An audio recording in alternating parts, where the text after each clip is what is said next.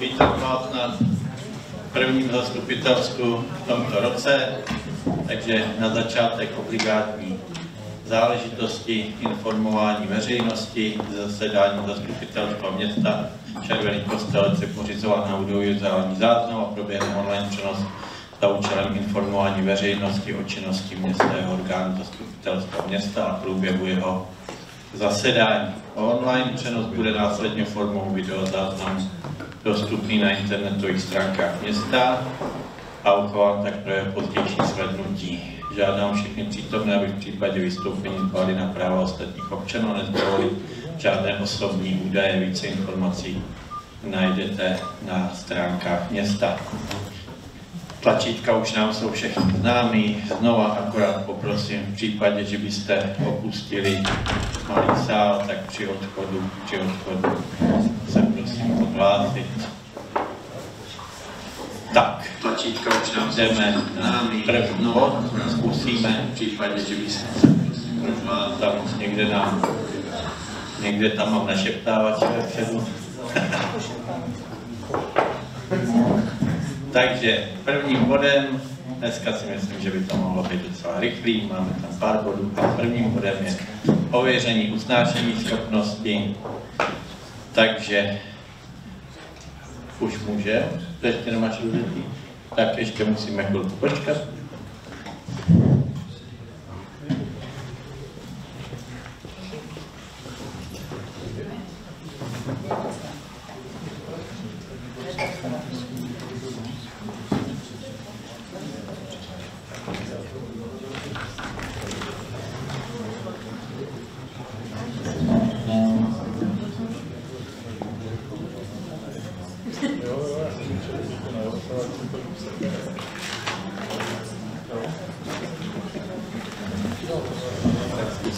Tak.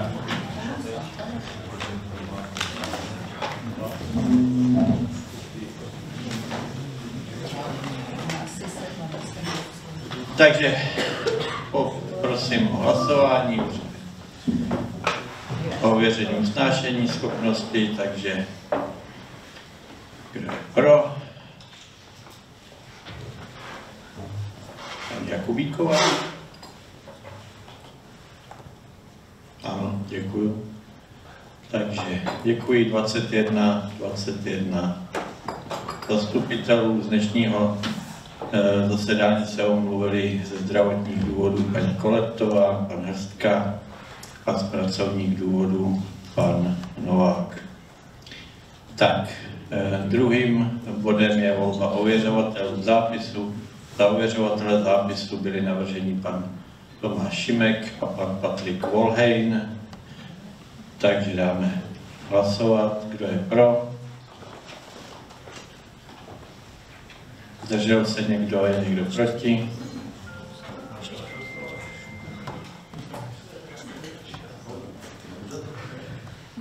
Takže 19:02. Dalším bodem je volba návrhové komise. Do návrhové komise jsou navrženi pan Richard Bergman, pan Pavel Kábrt a pan Tomáš Rýdl. Takže bych dal hlasovat. Kdo je pro? Proti? Zdržel se?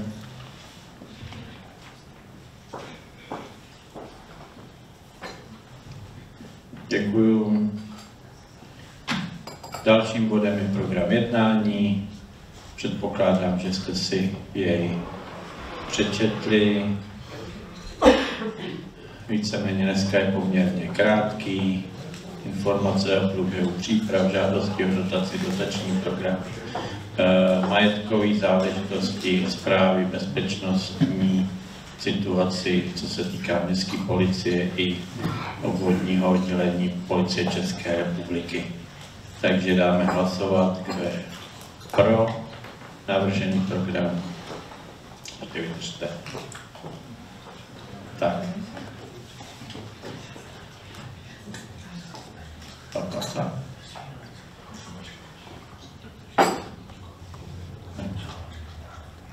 Někdo proti, zdržel se, nikdo, děkuji. Tak, prvním takovým větším už bodem je informace o průběhu příprav a realizaci investičních akcí. Takže víceméně v zimním období se toho zase tak moc nedělo, takže poinformuji jenom o těch nejdůležitějších. Samozřejmě, že se připravují, dělalo se několik výběrů na různé údržbové akce, na několik investičních akcí, myšleno především třeba i projektní práce, ale především, co se týká těch rozjetých investičních akcí, tak autokem Brodský by měl už být navržen na kolaudaci, proběhlo řízení hasičů, proběhlo řízení hygieny, takže teďka probíhá nebo se dokončuje kolaudační řízení. Co mám informaci od pana Hrstky, tak by měl mít nakoupený i nějaký to vybavení do kuchyně, stoly, židle, dle návrhu nebo dle odsouhlasení, třeba co se týká židlí a stolu, dle odsouhlasení od architekta. Takže se dá předpokládat, že nebo je předpoklad, že od druhého víkendu v dubnu by měl zahájit standardní provoz kempu. Samozřejmě v jarních měsících ještě proběhnou nějaké drobné práce, terénní úpravy okolo hlavní budovy i okolo budovy toho technického zabezpečení, ale to jsou jenom, dá se říct, takové kosmetické záležitosti. A takovou větší záležitostí, která se tam má ještě dodělat, tak je nákup a instalace slunečníků na terasu před restaurací na Broďáku. A jinak by ale nebrání to samozřejmě tohleto provozu jak hlavní budovy, tak kempu, takže předpokládám, že tento rok proběhne provoz standardně i s tím, že proběhnou všechny akce. Probíhá samozřejmě, a řekl bych, že poměrně podle harmonogramu a poměrně slušně rekonstrukce knihovny, za což jsme rádi, takže zatím podle všeho bychom měli ten termín, který je opravdu hraniční a který nemůžeme posunout z důvodu přiznání dotace, tak bychom měli splnit. Když počasí dovolí, tak zhruba v půlce března bychom měli začít s pokračováním rekonstrukce ulice Sokolské, takže tam dojde opět k celkové uzavírce a od těch konců, který jsou už po rekonstrukci, by se mělo pokračovat oběma směry, jak k ulici Českoskalický, tak směrem k Havlíčkové ulici a pak následně k náměstí současně. Takže to je asi z těch hlavních akcí všechno. Ještě samozřejmě, ještě doplním park AB Svojsíka. Tam jsme měli jednání s vedením TRISu a snad podle počasí, ale doufejme, že počasí dovolí, že by park měl být hotov do konce dubna, s tím, že bychom rádi to nechali pak kromě ty asfaltové cesty podél kurtů tenisových a parkoviště, tak park zůstane dál zaplocen, aby se nám to trošku zazelenalo a domluvili jsme se, že bychom mohli, je to takový krásný symbolický datum, v pátek 13. června provést oficiální otevření parku. Nebojíme se toho pátku 13.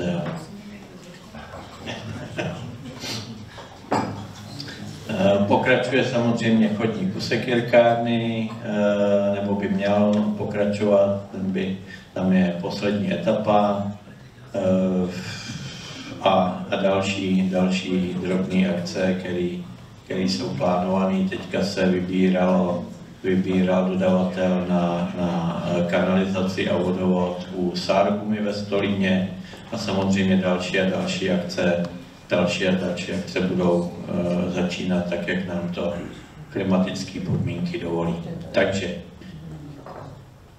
dávám diskuzi, jestli má někdo nějaký dotaz.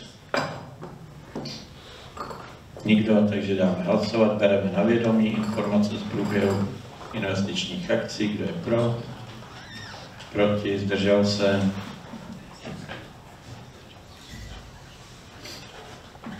Děkuji.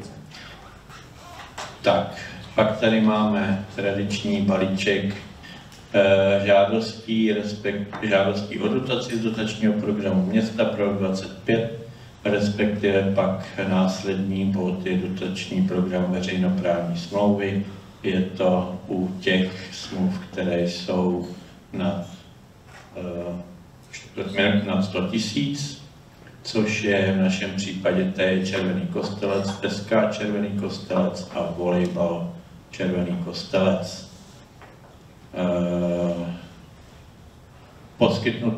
Byly poskytnuty z dotačního programu na celoroční činnost ve výši 894 000 pro T Červený Kostelec, 1 250 000 pro SK Červený Kostelec a 900 000 pro volejbal Červený Kostelec. Tak, dávám do diskuze, jestli k tomu někdo něco máte. Nikdo, takže dáme hlasovat. Kdo je pro schválení poskytnutí těchto dotací? Proti, zdržel se? Nikdo, děkuji. A další bodem je veřejnoprávní smlouvy na tyto dotace, to znamená 3 jednotlivý smlouvy, takže první máme pro SK Červený Kostelec 1 250 000, takže asi bych dal zrovna hlasovat. A tak budeme muset odschvalovat jednotlivý dotace. Tak ještě, tak tam jsme odschvalovali, předpokládám, T je Červený Kostelec, SK Červený Kostelec, kdo je pro.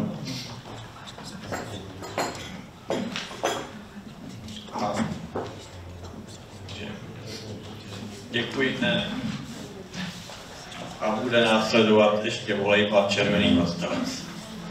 Ano, přesně. Takže kdo je pro?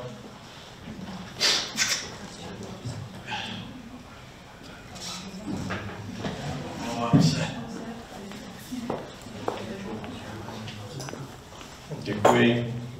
Tak a teďka jsou na pořadu ty.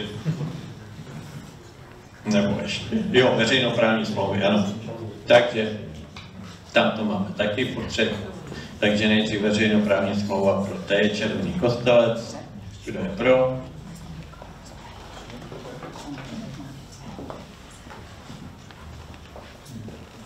Proti, zdržel se. Nikdo, děkuju. Další bude SK Červený Kostelec. Takže hlasovat je pro. Proti, zdržel se. Děkuji. A volejbal Červený Kostelec. Takže kdo je pro? Proti, zdržel se. Děkuji. Tak, 8. bodem máme informace z jednání kontrolního výboru, zápis z jednání ze 16.12.2024 jste měli v podkladech,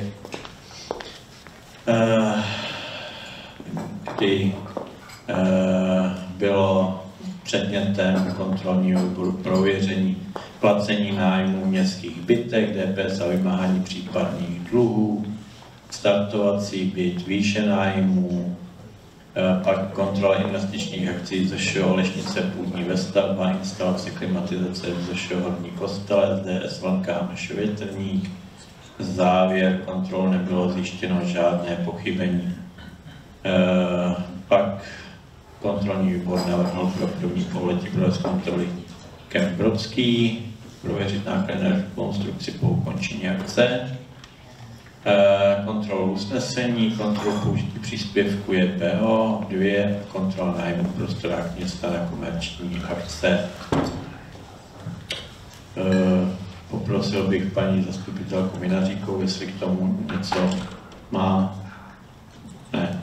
Jestli nemáte dotazy, tak Takže nevím diskuzi, jestli máte někdo nějaký dotaz. Nikdo, tak dáme hlasovat. Bereme na vědomí, kdo je pro.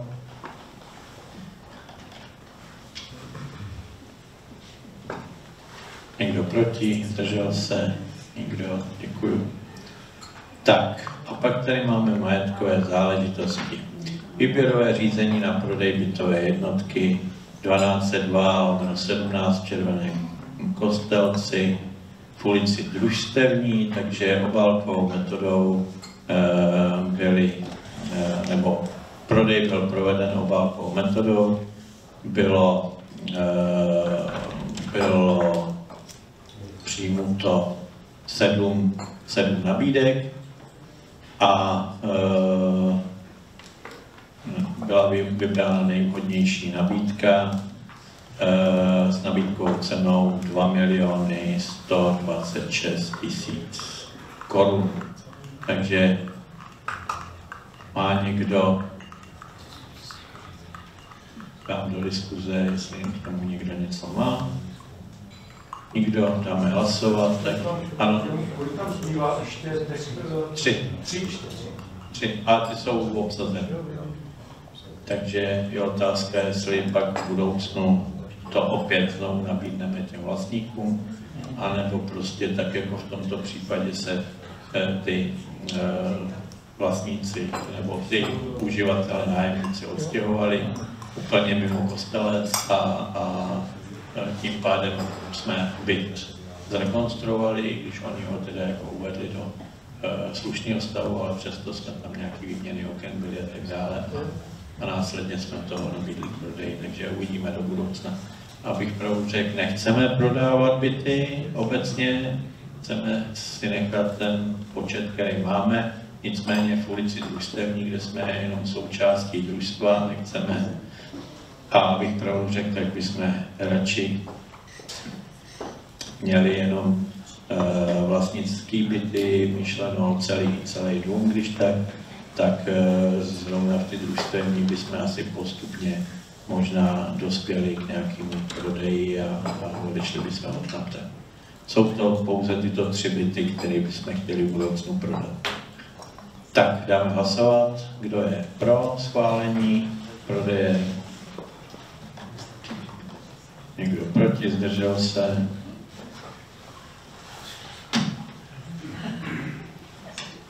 Nikdo, děkuji.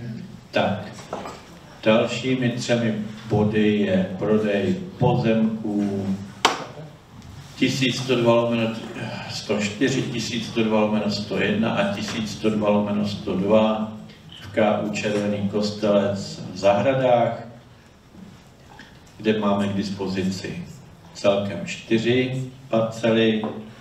Ta jedna byla zatížená nebo je zatížená vodovodní přípojkou, takže k jejímu prodeji dojde, to je ta lomeno 103, jak jste asi pochopili, tak k jejímu prodeji dojde, jakmile odstraníme vodovodní přípojku, což nějakou máme v jednání. 2 pozemky byly prodávány obálkovou metodou. Jeden pozemek byl nabídnut tak, jak bylo dohodnuto na několika jednáních u ještě bývalého vedení Královéhradeckého kraje, abychom vycházeli vstříc lékařům, pokud si v daném místě chtějí otevřít ordinaci, tak paní doktorka Zubařka měla zájem si tady otevřít ordinaci, takže jí byl nabídnut pozemek s tím, že cena pozemku je určena pak z těch cen, které byly vysoutěženy na těch dalších 2 pozemcích jako průměrná cena. Takže První pozemek 1102/104 byl prodán v obálkové metodě za nabídkou cenu 1422 korun za metr čtvereční, celkem 16 692 180 korun. Takže dáme diskuzi o tom, jestli někdo k tomu něco máte. Ještě k tomuto pozemku, dva pozemky, které byly soutěženy tou obálkou metodou, tak oba dva vyhrál jeden zájemce, který dal jako jediný nabídky na dva pozemky, s tím, že samozřejmě u obou dvou pozemků složil kauci, byl srozuměn s tím, že může dostat pouze jeden pozemek a v případě, že by vyhrál oba dva pozemky, tak ta jedna kauce propadá. S tím, že potom, co jsme zjistili, že vyhrál oba dva pozemky, tak byl vyrozuměn a jednoho z těch pozemků se vzdal, což byl tento pozemek, a v ten moment vlastně ten pozemek získal druhý v pořadí. Tak, to je asi tak na upřesnění, takže diskuze, jestli někdo něco máte do diskuze, nikdo, takže dáme hlasovat, kdo je pro schválení prodeje pozemku 1102/104 za zmíněnou cenu.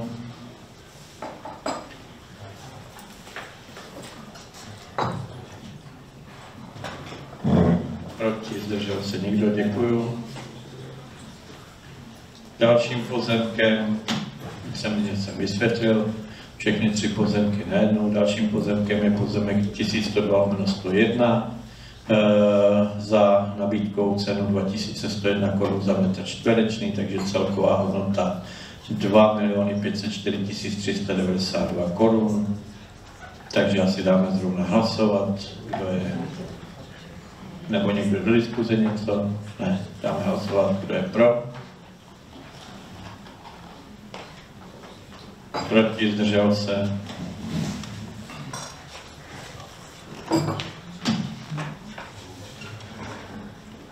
A třetí pozemek, prodej pozemku 1102/102.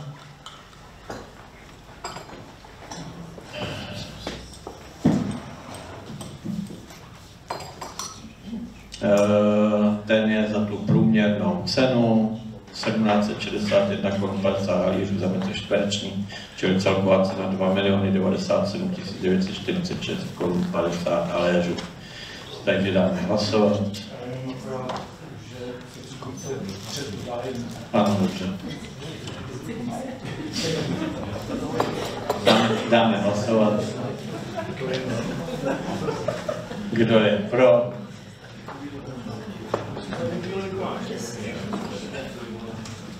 Proti, zdržel se. Teď abych to kvůli tobě přepisoval. Děkuji. Tak. Máme tady zprávu o činnosti městské policie za rok 2024.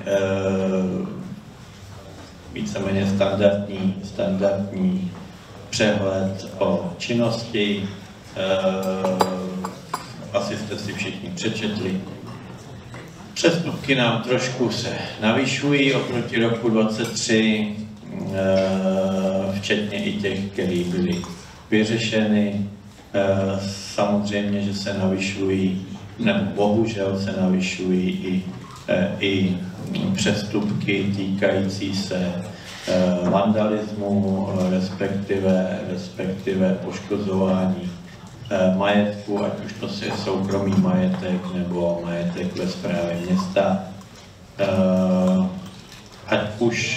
ať už z činnosti městské policie nebo z diskuze s obvodním oddělením policie České republiky, potažmo s oblastním vedením Policie České republiky nám i nadále vyplývá to, že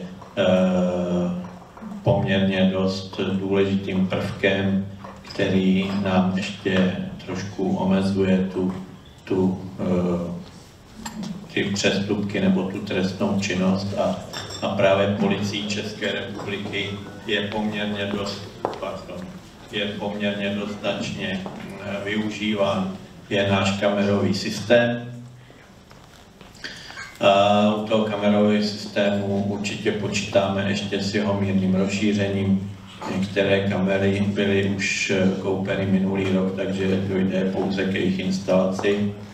A na některých kamerách se ještě domlouváme. Jedna z kamer bude určitě instalována po tom, co dokončíme Sokolskou a zrušíme všechny ostatní kontejnery veřejný, tak zůstane jedno kontejnerové stání vlastně u konzumu a to bude hlídáno kamerou, protože jak zjišťujeme poslední dobou, tak musím poděkovat samozřejmě občanům města, že se přihlásili v velké míře k tomu, že mají popelnice na třídění ve svých domácnostech a třídí přímo v domácnostech. Nicméně se obávám, že máme stále problémy s některými podnikateli, kteří stále ještě nechápou to, že by měli třídit odpad samostatnýma smlouvama u nich ve firmách a využívají k tomu naše městské kontejnery, což v budoucnu, jakmile budeme to mít pod kontrolou kamerou, tak můžu říct, že budeme silně trestat. Nevím, jestli ještě k zprávě o činnosti městské policie chce doplnit pan zastupitel Škoda něco. Dotazy. Takže případně diskuze, jestli máte nějaké, tady mě napovídají vtipné dotazy, veselou historku z natáčení jako. Tak nikdo, takže bereme na vědomí zprávu o činnosti městské policie, kdo je pro, proti, zdržel se.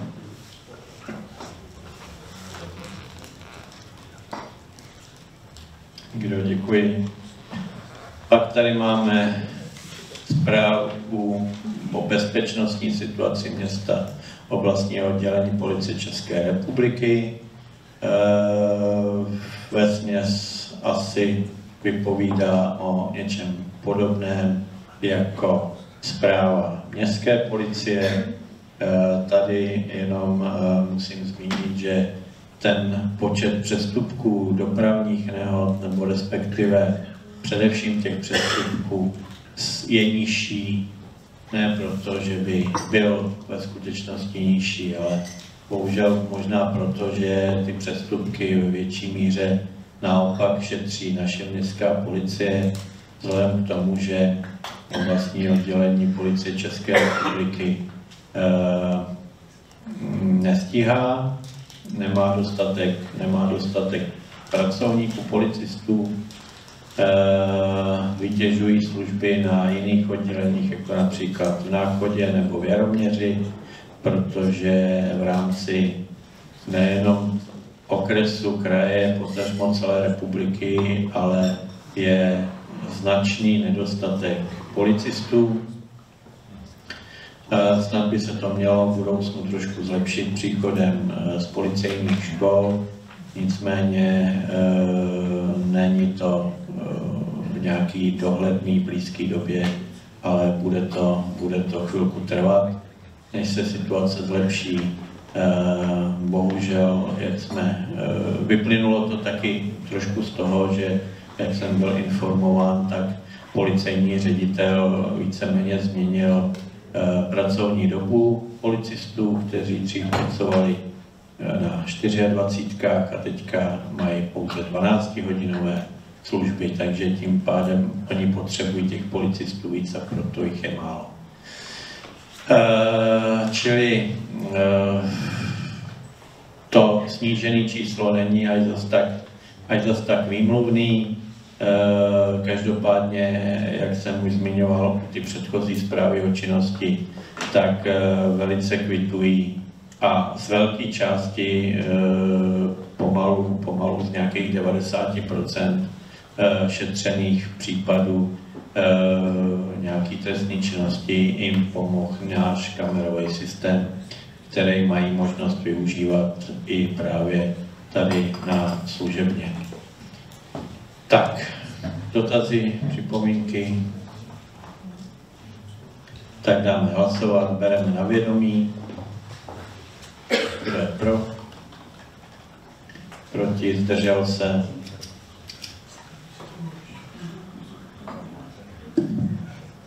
Tak. Dalším bodem jsou dotazy a připomínky občanů, takže se ptám přítomných občanů, jestli mají nějaké dotazy, připomínky. Ne? Dobře. Děkuju. A posledním bodem je diskuze, takže se zeptám, jestli má někdo ze zastupitelů něco do diskuze. Nemá. Má? Tak, pan Kafka. Já tu mám jenom jednu pozvánku. Kdo by měl zájem a čas, tak v úterý zde v Malém sále pořádáme takový vzpomínkový večer na Josefa Blahníka, což byl kněz zde v Červeném Kostelci. Mimo jiné třeba pomáhal obnovovat skauting, později byl pronásledován komunistickým režimem a uvězněn. A měl prostě velmi pestrý a zajímavý život. Takže kdo by měl zájem, v úterý 4. března o 5:30 zde v Malém sále. Tak, děkuju. Ještě někdo něco do diskuze? Tak, pan Regner. Já jenom poznámku k milionovému nápadu. S tím, že ten první ročník, tam ten program toho úpravy přechodu, aby mobilní občané mohli bez problému tady po centru a jinde se pohybovat, tak už je to v té fázi, kdy jsme zjistili, že některé věci budou i na nějaké povolení, že to není tak úplně jednoduchý, takže se v tom pokračuje. Byla i schůzka s dopravním inspektorátem, takže se to snažíme všechno, aby to pokračovalo. A už bylo uzavřeno vyhlášené druhé kolo, kde se nám přihlásilo, myslím, že 4. A jedno teďka už proběhlo právě taková ta selekce, kdy s odborem rozvoje, s městským architektem a s vedením jsme jedno museli vyřadit. Takže pokud máte zájem, tak to můžete sledovat, máte zase svůj kolonku, svůj web a bude spuštěno hlasování v nejbližší době. Nevím, kdy to tam máme, Pavle, nastavený, nevíme. Konec března nějak mělo být spuštěno hlasování, takže se můžeme těšit na další nový návrh. Takže to je jenom informace. Tak, děkuji, pan Vít. Já se chci jen zeptat, týká se to ještě těch rozjetých akcí Svojsíkův park. Tam jsem si všiml, že naproti hale to parkoviště se zmenší. Zmenší. No, parkovalo se tam ve 2 řadách a teď už bude jenom 1 řada. Ale protože se to rozšířilo o to dětské hřiště, tak nakonec de facto tam zůstává stejný počet míst. Můj dotaz měl být, jestli někde nějaký parkoviště ještě se chystá, nebo ať by tam třeba byla tak Kuželna do budoucna. U Kuželny jsou plánované parkovací místa z druhé strany, jako z ulice Lagrovy. Dobře, já teď jsem třeba viděl v sobotu, že byly hrací dny, volejbal i fotbal, jo, a bylo to tam docela dost plný. No. U tenisu jsou parkovací místa vytvořený, tam samozřejmě teďka se to trošku omezí, protože se dojde k úpravě těch zadních kurtů v letním období, aby to vyhovovalo aby to bylo na stejné úrovni jako ty přední kurty, aby jsme mohli dělat turné kategorie B. A takže tam tudy budou jezdit nákladáky s antukou a s dalším materiálem, ale jinak tam vlastně by mělo být to parkování u toho technického zázemí. A pak samozřejmě jsou tam parkovací místa už ve studii, respektive teďka už se zpracovává projekt na tu Kuželnu. Tak, dobře, díky. Tak, pan Bergman, poprosil bych o Já jsem si chtěl ještě opět k tomu milionovému nápadu. Součástí toho prvního ročníku tam bylo i doplnění nějakých laviček a nějaká opravovat i stezky na chodce pod Jirkou Vítovým, tam, když ta prší, tak se tam nedá přejít suchou nohou, tam jsou ty kaluže. Jaký si s tím se počítá teďka jak na jaře, nebo se čeká, až se nějak to projedná s těma přechodem? Nebo... Celý najednou. Takže až se to projedná s těma přechodama, pak to se budou usazovat ty lavičky a budou se dávat tajemství. Ještě někdo něco do diskuze? Nikdo? Tak já jenom drobně přeskočím a pak budu mít ještě to. Samozřejmě děkuji za dnešní účast a příští schůze zastupitelstva města se bude konat ve čtvrtek 24. dubna 2025. Tak a teďka akorát bych přešel k jedné důležité věci, a to, že bohužel po mnoha a mnoha letech se s námi loučí odchodem do důchodu paní Irena Petírová a místo ní byla vybrána paní Gabriela Pletalová, takže já bych poprosil obě dvě pracovnice, jestli by mohly přijít.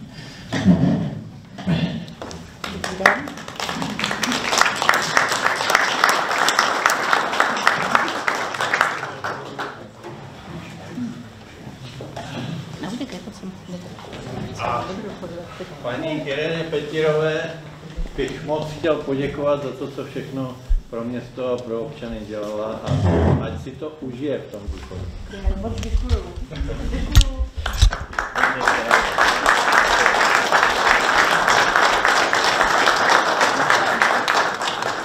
A samozřejmě paní Gabriele Opletalové bych chtěl popřát, ať si to užije zase tady. Mám do důchodu ještě daleko. Děkujeme moc ještě jednou. Děkujeme.